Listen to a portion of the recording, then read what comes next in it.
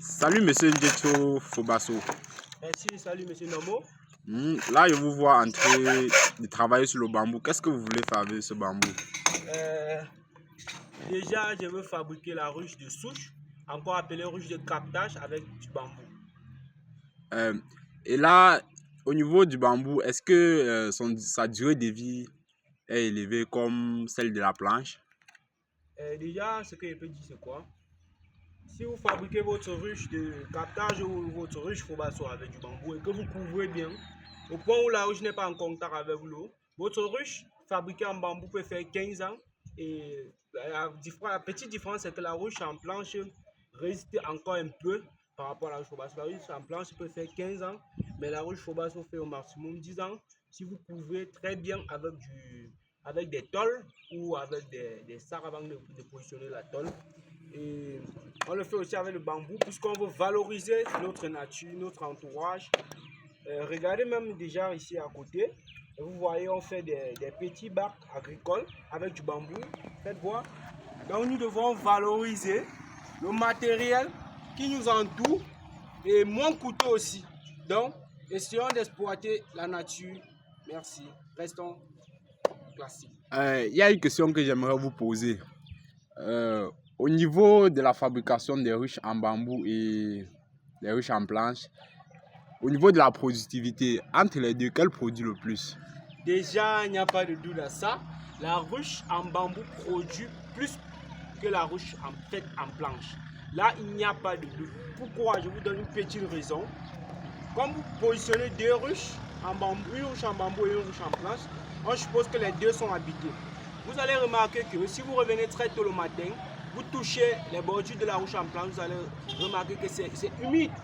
Contrairement à la ruche en bambou, si vous touchez, vous allez remarquer que c'est encore un peu chaud. Donc, c'est pour une manière de vous dire que la planche absorbe la fraîcheur, contrairement au bambou qui n'absorbe pas la fraîcheur. Elle conserve plutôt. C'est pourquoi les abeilles n'ont pas trop de difficultés à ventiler la ruche pour garder la température normale qui est 37 degrés.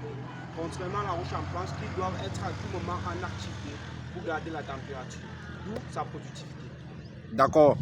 Vous m'avez fait comprendre que vous êtes apiculteur Bien évidemment. Dans la ville de Bouddha. Et j'aimerais savoir quels sont les produits qu'on retrouve dans une ruche. Déjà, en ce qui concerne les produits et sous-produits de l'apiculture, nous avons le miel qui est un sucre naturel qui renferme du glucose et du fructose, qui est un aliment très énergétique, produit par des abeilles à partir du nectar de différentes plantes.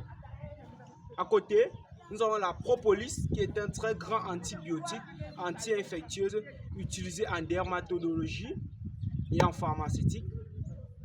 À côté aussi, nous avons le pollen, généralement appelé pain d'abeille, qui est un très grand antibiotique antiseptique et anti-inflammatoire.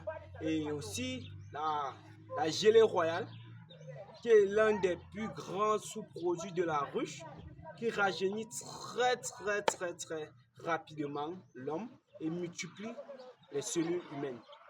Sans oublier notre scie, appelée encore charme d'abeille. Attendez, je vais vous couper la parole. Quand vous parlez de la scie d'abeille, est-ce que c'est un produit ou un sous-produit de la ruche? Déjà, la scie d'abeille, c'est un produit de la ruche, puisqu'elle dérive des rayons que l'homme fait cuire avec un peu d'eau pour obtenir de la scie d'abeille que nous utilisons de fois en cosmétique, dans des entreprises de savonnerie. Et aussi, nous les apiculteurs l'utilisons comme charme d'abeille. On n'a pas de les ruches pour attirer les abeilles, pour faciliter la colonisation de nos ruches. Bon, là, je ne vais pas vous perdre le temps parce que je vois que vous êtes en train de travailler. Je vais vous laisser d'abord continuer votre travail. Merci, bien évidemment. Merci pour le questionnement et j'aimerais que mes fidèles abonnés le fassent ainsi. Faites de même. Posez-moi toutes vos questions, je suis à votre disponibilité. Et je vous laisse encore mon contact, le 6 81 56 94 04 et le 6 89 67 38 89. Monsieur Ndjetio Fobasso. Merci.